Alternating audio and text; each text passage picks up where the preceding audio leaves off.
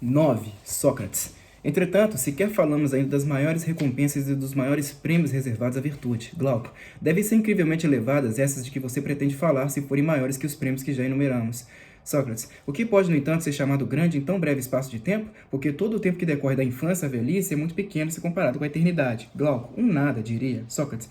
E você acha, portanto, que um ser imortal deva se preocupar por um tempo tão breve mais que da eternidade? Glauco. Eu não, mas entendo o sentido de tua pergunta. Sócrates. Você não compreendeu que nossa alma é imortal e não morre jamais? Fixando-me com um ar de surpresa, Glauco disse. Glauco. Eu não, por Zeus, mas você tem condições de provar essa afirmação? Sócrates. Acho que sim, se não me engano. Também você seria capaz, pois não é difícil. Glauco. Pelo contrário, eu acho que é.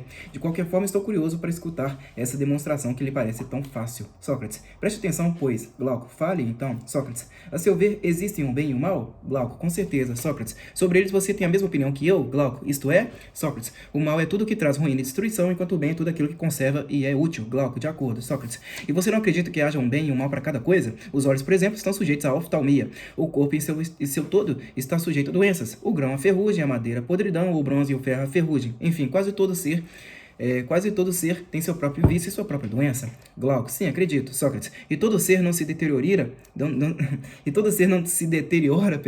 e não é levado à morte exatamente pela própria doença? Glauco, sem dúvida. Sócrates, assim todo ser é levado à ruína por sua doença e pelo mal que traz em si. Se não fosse assim, nenhuma outra causa poderia destruí-lo. De fato, não há que temer que o bem possa destruir qualquer coisa, nem poderia fazê-lo aquilo que não é nem bem nem mal. Glauco, sem dúvida alguma. E como poderia fazê-lo? Sócrates, se portanto encontrarmos um ser que tenha sido tornado mal pela doença sem ser levado à dissolução e à morte, poderíamos ter certeza então que tal ser não estivesse sujeito à morte? Glauco, em tal caso, talvez sim. Sócrates, e não existe alguma coisa que torna a alma má? Glauco, claro que existe. Tudo aquilo que mencionamos, como a injustiça, a intemperança, a covardia, a ignorância. Sócrates, mas a alma se dissolve e morre por causa de um desses vícios? Cuidado para não cair no erro de acreditar que o homem injusto e insensato morra, quando descoberto por sua injustiça, que é o mal de sua alma. Considere, ao contrário, a questão da maneira seguinte.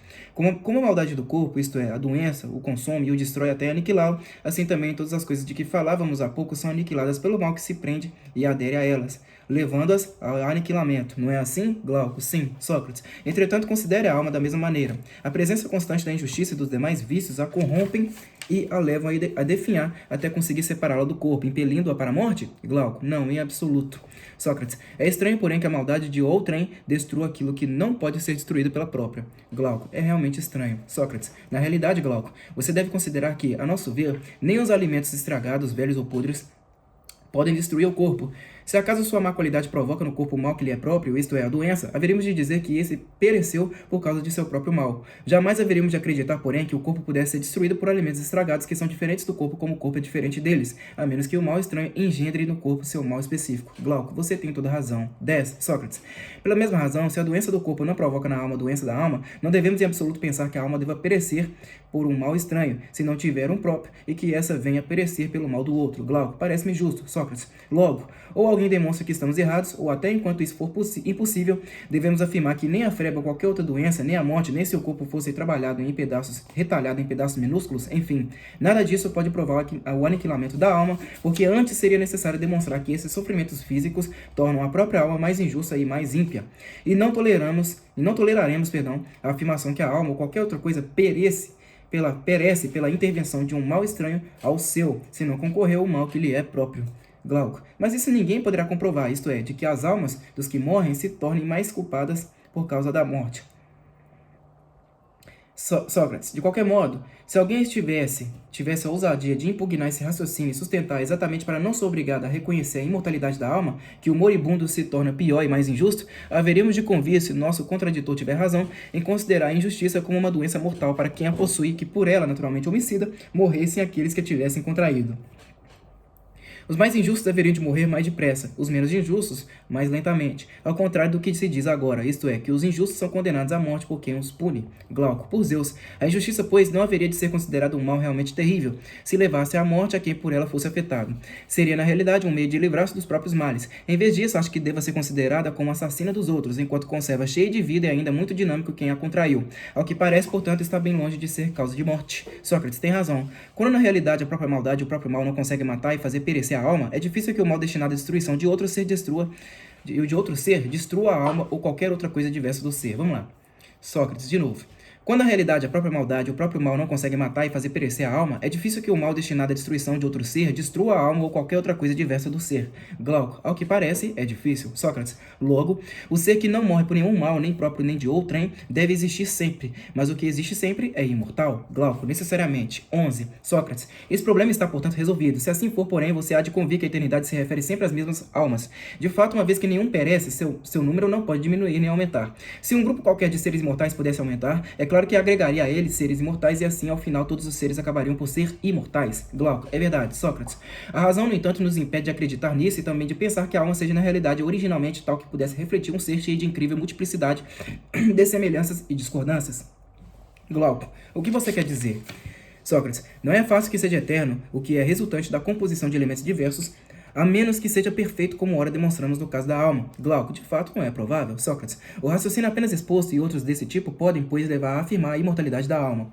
Ao contrário, porém, de como fazemos, não se deve observar sua verdadeira natureza agora que é afetada pela união com o corpo e com os outros vícios, mas é preciso contemplá-la no estado puro com os olhos do intelecto. Então se há de ver que é muito mais bela e haveremos de distinguir com maior clareza a justiça, a injustiça e tudo o que já dissemos. Nossas palavras são verdadeiras em relação ao seu estado presente. Com efeito, nós a vimos na condição de Glauco marinho, porquanto dificilmente poderia ver ainda sua forma original, porque das antigas partes de seu corpo, algumas foram quebradas, outras esmagadas e completamente desfiguradas pelas ondas.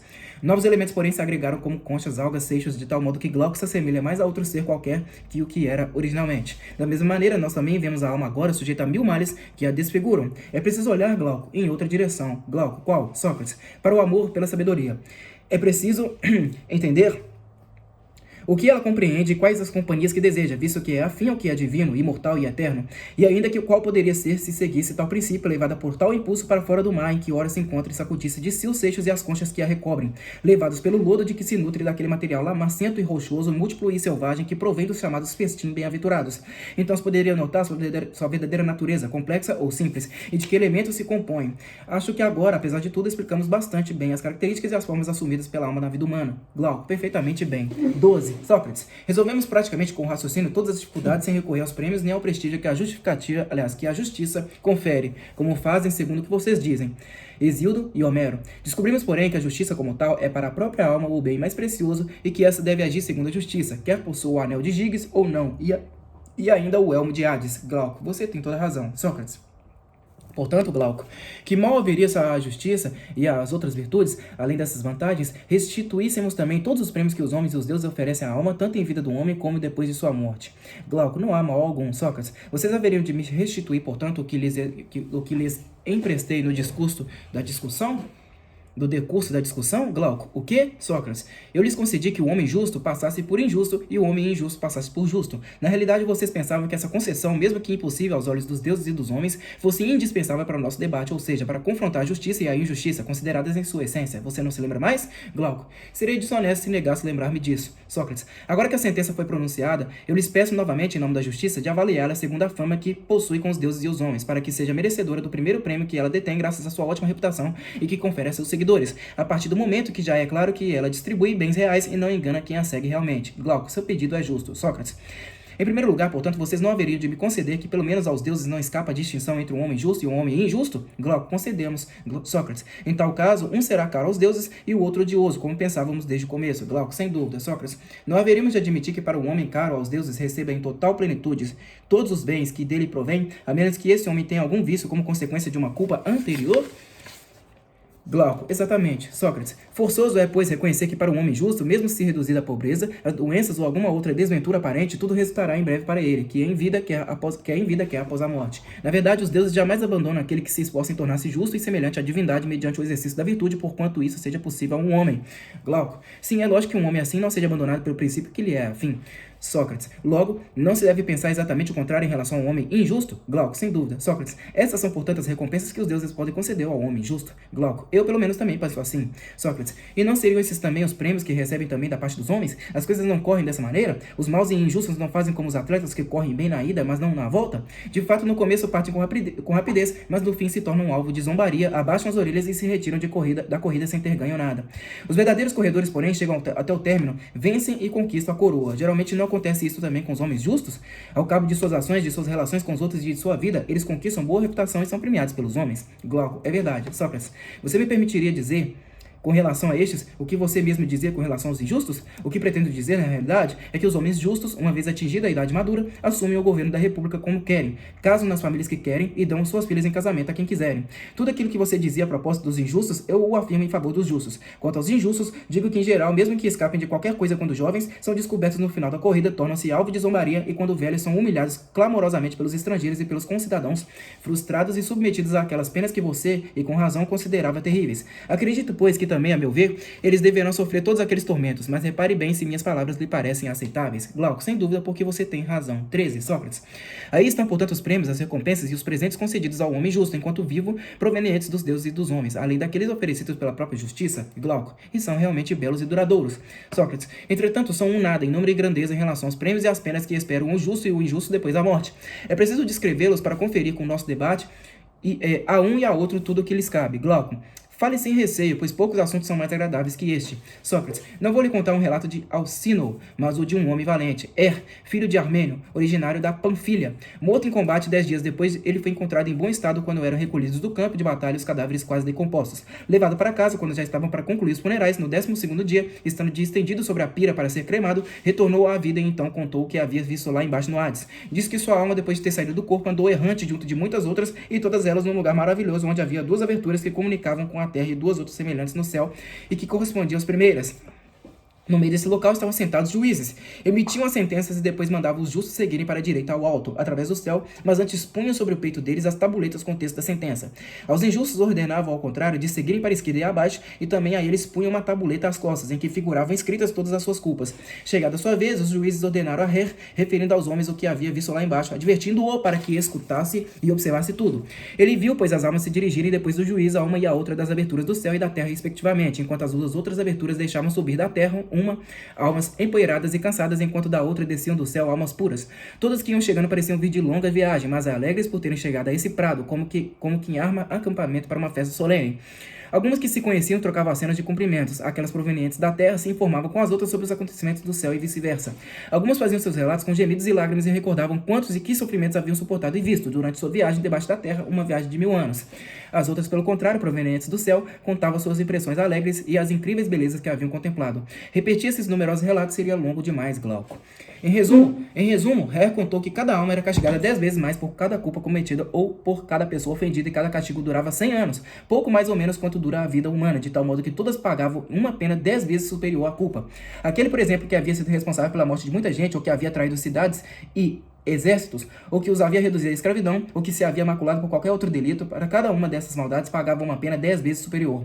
Aquele, porém, que tivesse agido bem, com justiça e piedade, era recompensado mediante o uso da mesma medida. Com relação aos mortos, logo após o nascimento, ou que haviam vivido breve tempo, Hare disse diversas vezes que não valia a pena relembrar. Diversas coisas, que não vale a pena relembrar. De acordo com ele, as culpas e os méritos relacionados com os deuses e com os pais, além dos assassinatos à mão armada, eram compensados em medida ainda maior. De fato, dizia que havia cruzado com um homem a quem haviam perguntado onde se encontrava Arideu, o Grande. Este havia sido tirano de uma cidade da Panfilha, 1000 anos antes, e havia trucidado seu pai e seu irmão mais velho, além de ter cometido muitas outras atrocidades, como se contava Hare. Hare disse que o interrogado respondeu: aqui não veio e jamais poderá vir. 14. Sócrates. Entre os demais espetáculos terríveis a que assistimos, estava também este. Quando estávamos próximos à abertura e nos preparávamos para descer, depois de ter suportado todas as penas, de improviso vimos a ele e a outros, quase todos tiranos. Com eles havia também alguns indivíduos de condição privada, mas que se haviam manchado de extraordinários delitos. No momento em que esses acreditavam poder subir, a abertura não os deixava passar e se punha a mugir toda vez que tentasse subir um daqueles pecadores incuráveis e um dos que não tivessem expiado bastante seus crimes. Hare disse que viu, então, homens cruéis e ardendo em fogo que, estando por aí perto e ouvindo aquele bramido, agarravam aqueles infelizes e os levavam embora. Quanto a Arideu e outros, amarraram-no pelas mãos, pelos pés e pelo pescoço, e depois de tê-los jogado ao chão e lhes terem tirado a pele, os arrastavam ao longo da estrada por sobre certas plantas espinhentas, indicando aos que passavam o motivo pelo qual os tratavam desse modo e revelando-lhes que os estavam arrastando para o Tártaro. Hare disse que, mesmo tendo provado muitos e diferentes terrores, ouvia aquele mugido superava a todos e a coisa mais agradável para todos Aliás, a coisa mais agradável para cada um deles era de subir sem ouvi-lo. Havia ainda outras punições e outros castigos desse tipo, e recompensas correspondentes às punições. Cada grupo, depois de ter passado 7 dias naquele prado, devia partir daí no 8º dia para chegar, depois de 4 dias, no local onde se via no alto um feixe de luz difusa, reto como uma coluna, muito parecido com um arco-íris, só bem mais luminoso e puro. Chegando aí depois de um dia de caminhada, viram as extremidades das correntes que suspendiam aquele feixe luminoso ao céu. Aquela luz envolvia o céu como as cordas giram em torno das trirremes. Do mesmo modo, ele circundava toda a esfera celeste. A essas extremidades estava pendurado o fuso da necessidade que impulsionava todas as esferas que giravam. Do mesmo modo, ele circundava toda a esfera celeste. Nessa passagem, Platão descreve figuradamente os corpos celestes com seus movimentos, referindo-se sobretudo ao Sol, à Lua e aos planetas do Sistema Solar. A haste e o gancho do fuso eram de aço e a concha era feita deste e de outros metais. Essas eram as suas características. A forma era semelhante àquela dos nossos. Segundo Hare, porém, era preciso visualizá-lo composto da seguinte maneira. Era como se numa grande concha côncava e completamente vazia houvesse outra semelhante e menor encaixada como caixas enfiadas uma na outra, e depois uma terceira, uma quarta e ainda outras 4. No total, as conchas eram 8, inseridas uma na outra. No alto podiam servir somente suas bordas circulares que formavam em torno do fuso o dorso contínuo de uma única concha. A haste do fuso passava atrás da oitava. A primeira concha exterior tinha a borda circular mais larga. A sexta estava em segundo lugar, a quarta estava em terceiro lugar, a oitava no quarto lugar, a sétima no quinto, a quinta no sexto, a terceira no sétimo, a segunda no oitavo lugar. A borda da concha maior era trabalhada, aquela da sétima era muito luminosa e espargia sua luz sobre a oitava. A segunda e a quinta tinham a mesma cor, mais amarela que a outra. A terceira era muito branca, a quarta era avermelhada, a sexta era mais branca que a terceira. O fuso girava todo ele com o mesmo movimento e na rotação conjunta os 7 ciclos internos se moviam lentamente com um movimento contrário ao conjunto. Dentre estes, o mais veloz era o oitavo, seguido do sétimo, do sexto e do quinto, que procediam juntos. Nesse movimento contrário, o quarto ciclo parecia estar no terceiro lugar, o terceiro no quarto lugar e o segundo no quinto. O fio girava sobre os joelhos da necessidade. Sobre os ciclos no alto movia-se junto de cada um uma sereia que emitia uma única nota com um único som, mas as 8 juntas formavam uma harmonia. Outras 3 mulheres dispostas em círculo, cada uma sobre seu trono a igual distância, eram as filhas da necessidade, as moiras vestidas de branco com faixas na cabeça, Laquesis, Cloto e Atropo. Ao som das sereias, Láquesis cantava o passado, Cloto o presente e Atropo o futuro. Cloto, tocando com a mão direita o círculo externo do fuso, o fazia girar em intervalos e Atropo fazia o mesmo, tocando com a esquerda os círculos internos. Láquesis com ambas as mãos tocava alternadamente uns e outros.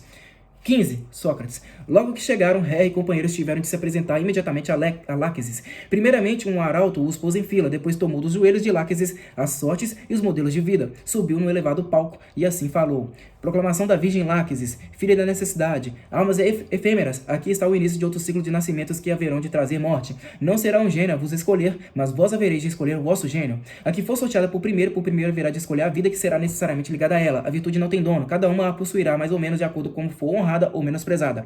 A responsabilidade de quem faz a escolha, a divindade é inocente. Ao terminar essas palavras, o sacerdote lançou a sorte para todos e cada um escolheu aquela que lhe havia caído por perto, exceto Hare, a quem isso não foi permitido. A seguir, a escolha foi explicada a cada um. Novamente foram dispostos no chão diante deles os modelos de vida muito mais numerosos que as almas presentes. Havia os de todos os tipos, ou de todos os animais e dos homens. Dentre esses, havia as tiranias, algumas perfeitas, outras cortadas ao meio, e terminando na pobreza, no exílio e na miséria. Havia também vidas de homens ilustres, tanto pela beleza do corpo, do rosto e pelo vigor e a resistência física, quanto pela nobreza e pelas virtudes dos antepassados. Havia também vidas dos homens obscuros, privados de todas essas qualidades, e ainda de mulheres do mesmo tipo. Entre as almas não havia hierarquia, porque mudavam inevitavelmente de lugar com relação à escolha. Os outros elementos estavam todos misturados, tanto riqueza como pobreza, doença e saúde. Havia também a possibilidade de escolhas intermediárias entre estes extremos. Aí está, a meu ver, caro Glauco, a grande prova para o homem. Sobretudo por isso, cada um de nós deve deixar de lado os outros conhecimentos e esforçar-se em procurar e adquirir somente este, na esperança de conseguir reconhecer e encontrar quem o torne capaz e experimentado em discernir a vida boa daquela má, e escolher sempre em qualquer lugar a melhor possível, levando em conta o efeito total e particular de tudo o que expusemos há pouco. É preciso, enfim, saber qual beleza está unida à pobreza ou à riqueza, qual disposição de alma tem um efeito bom ou mau, o que são a nobreza e a obscuridade de nascimento, a condição privada e pública, a força e a fraqueza, a cultura e a ignorância, e quais efeitos produzem juntos todas essas características espirituais. e naturais e adquiridas. Então se poderia escolher racionalmente, com base em todos esses elementos e tendo presente a natureza da alma, a vida pior é aquela melhor, considerando pior aquela que conduzia a alma a se tornar mais injusta e melhor aquela que a levar a se tornar mais justa, menosprezando todas as outras possibilidades. Na realidade, constatamos que a melhor escolha para vivos e mortos é exatamente esta, e com essa convicção inabalável, preciso descer ao Hades para não se deixar capturar também lá embaixo pela riqueza e por desgraças semelhantes, para não cair na tirania e em outros comportamentos análogos, que levam a cometer muitas maldades insuportáveis e depois sofrer individualmente ainda mais. Para saber escolher a vida intermediária e evitar o excesso nas duas direções, seja nesta vida o quanto possível, seja em todas as existências sucessivas, este é realmente o modo pelo qual o homem pode conquistar a máxima felicidade. 16. Sócrates. O mensageiro das cruzes dos infernos contou que exatamente naquele momento o arauto acrescentou: também o último que chegou, se fizer sua escolha com todo discernimento e viver com seriedade, tem diante de si uma existência aceitável, em nada indecorosa. O primeiro a escolher não se distraia e o último não perca o ânimo. Depois dessas palavras, Hera contou que o primeiro a ser sorteado escolheu a mais absoluta tirania, sem dar-se conta de tudo por sua insensatez e ganância. Não notou, portanto, que assim estava destinado a devorar os seus próprios filhos e a enfrentar muitas outras desgraças. Quando com a cabeça fria examinou sua sorte, bateu no peito e deplorou o que havia feito sem dar atenção às advertências do arauto. De fato, não se acusava a si mesmo pelos próprios males, mas ao destino, aos gênios e a tudo exceto a si mesmo. Era um dos provenientes do céu e na vida precedente havia vivido numa condição bem equilibrada, mas a sua prática da virtude, havia sido guiada pelo hábito, sem auxílio da filosofia. Enfim, entre aqueles que se deixavam surpreender por ignorância dos sofrimentos, os que desciam dos céus não eram os menos numerosos. Ao contrário, a maioria daqueles que subia da terra, tendo sofrido eles próprios e tendo visto outros sofrer, escolhiam sem precipitação. Por isso, entre a maior parte das almas ocorria uma troca de males e de bens, também por causa da ordem do sorteio. Se realmente quem quer que viesse a este mundo se aplicasse sadiamente à filosofia, e se sua vez no sorteio não o chamasse entre os últimos, talvez, de acordo com quanto se conta das coisas lá embaixo, poderia ser feliz não somente nesta vida, mas também a sua viagem daqui até lá embaixo, e seu retorno para cá não haveria de ocorrer embaixo da terra no sofrimento, mas no céu e sem dificuldades. Hare contava que o espetáculo de cada alma ocupada em escolher a própria existência era realmente incrível. Um espetáculo de compaixão, mas também risível e absurdo, porque, em geral, as almas escolhiam de acordo com os hábitos adquiridos na vida precedente. Contou ter visto, por exemplo, a alma que havia sido de Orfeu escolher a vida de um cisne por ódio às mulheres, visto que havia morrido pelas mãos delas e, portanto, não queria nascer como uma mulher. Viu a alma de Tamires escolher o rouxinol. Viu também um cisne e outras aves canoras escolher mudar-se em homens. A alma sorteada no 20º lugar escolheu a existência de um leão. Era Ajax Telamon, que não queria tornar-se homem, relembrando o julgamento das armas, né? A seguinte era de Agamenon, que também odiava o gênero humano por causa do que havia sofrido e escolheu transformar-se em águia. Nos sorteios intermediários estava a alma de Atalanta, que, considerando as grandes honras prestadas aos atletas, não teve coragem de passar por sobre este gênero de vida e o abraçou. Depois viu a alma de Epeu tomar a condição de mulher trabalhadora. Entre as últimas se apresentou a alma do bufão Tersites, entrar no corpo de um macaco. A alma de Ulisses foi a última a escolher e, já curada das ambições, graças à lembrança das dificuldades passadas, andou girando longo tempo em busca da vida de um ocioso qualquer e encontrou uma com dificuldade, largada num canto, menosprezada por todos os outros. Ao vê-la, disse que a teria escolhido mesmo se tivesse chegado ao sorteio como primeira e contente a levou. De igual modo, os animais se mudavam em seres humanos ou em outros animais. Aqueles injustos em animais selvagens, aqueles justos em animais domésticos. Ocorriam também misturas de todo tipo. Quando todas as almas haviam escolhido cada uma a própria vida, apresentaram-se a Láquesis, respeitando a vez do sorteio. Ela mandou para sancionar e guardar a vida escolhida o gênio que cada uma havia tomado para si. Como primeiro trabalho, este conduzia a alma a Cloto, colocava-a sob a mão dela e sob o fuso em movimento, aperfeiçoando o destino escolhido no momento do sorteio. Depois de tê-la convidado a tocar o fuso, a conduzia até a tropa, que tornava imutável a trama já tecida. De lá, a alma, sem poder voltar-se para trás, chegava aos pés do trono da necessidade e passava para o outro lado. Uma vez que todas tivessem passado, dirigiam-se para a planície de Létis, num calor sufocante e abrasador, porquanto não havia ali árvore alguma ou qualquer coisa que brote da terra. À noite, as almas acamparam junto ao rio Amélis, cuja água vaso algum pode conter. Cada uma foi obrigada a beber uma certa quantidade dela, mas aquelas que não eram protegidas pela prudência bebiam mais que o necessário. Quem bebesse daquela água esquecia-se de tudo. Uma vez adormecidas, no coração da noite, sobreveio um terremoto iluminado por raios e, de improviso, elas se levantaram, correndo uma daqui e outra acolá em direção do nascimento e dispersaram-se como estrelas fugazes. Hare, porém, havia recebido ordem de não beber daquela água. Não sabia como nem por que caminho havia retornado ao corpo, mas de repente ergueu os olhos e de madrugada viu-se estendido sobre a pira. E assim, Glauco, seu relato se conservou e não foi perdido, podendo até ser salutar também para nós, se nele crermos e conseguirmos atravessar ilesos o rio do esquecimento e não contaminarmos nossas almas. Se vocês me derem crédito, se estiverem convencidos de que a alma é imortal e capaz de suportar todo o mal e todo o bem, haveremos de percorrer sempre a vida elevada e praticar de todos os modos a justiça junto com a prudência. Assim nos tornaremos caros a nós mesmos e aos deuses, enquanto ficarmos aqui embaixo, e também quando conquistarmos as recompensas da justiça, semelhantes às dos atletas vitoriosos que correm para conquistá-las. E assim seremos felizes, seja nesta terra, seja na caminhada de 1000 anos que descrevemos. Vida e obras do autor. Platão nasceu em Atenas, na Grécia, no ano 427 a.C., de família nobre e rica. Aos 20 anos, passa a frequentar os círculos dos discípulos de Sócrates, conhecendo pessoalmente este filósofo e com ele convivendo até a morte do mesmo, no ano 399. Empreende muitas viagens pela Grécia, vai até o Egito, viaja à Itália 3 vezes, onde mora e onde é nomeado conselheiro do tirano de Siracusa, Dionísio o Velho. Expulso, voltaria mais tarde na mesma função de conselheiro de outro tirano de Siracusa, Dionísio o Jovem. Ao envolver-se em questões políticas internas, cria inimizades na cúpula do poder e perde o encargo. Convidado uma terceira vez, Platão passa a defender o seu amigo exilado, Dion, e perde novamente o seu encargo. Após a primeira permanência na Sicília, de volta a Atenas, funda uma escola, a Academia. Depois da terceira experiência na Sicília, fixa a residência definitiva em sua cidade natal, Atenas, e se dedica até a morte à sua academia e a escrever seus livros e tratados. Morre entre os anos 348 e 347, sem ter podido dar o retoque final à sua grande obra, As Leis. Breve cronologia da vida de Platão. 427, nascimento em Atenas. 407, conhece Sócrates e entra em sua escola. 399, processo e morte de Sócrates. Em defesa do mestre, Platão escreve o livro Apologia. 388 ou 387. Primeira viagem à Sicília e conselheiro do tirano Dionísio o Velho. 387 ou 386, de volta a Atenas, funda a Academia. 367 ou 366, segunda viagem à Sicília e conselheiro do tirano Dionísio o Jovem. 361 ou 360, terceira viagem à Sicília e novamente conselheiro de Dionísio. 348 ou 347, morre em Atenas. É isso aí, meus amigos. Espero que vocês tenham apreciado aí a minha leitura dessa grande obra, A República de Platão. Tá? Muito obrigado a todos vocês que me acompanharam até aqui. Até a próxima e falou!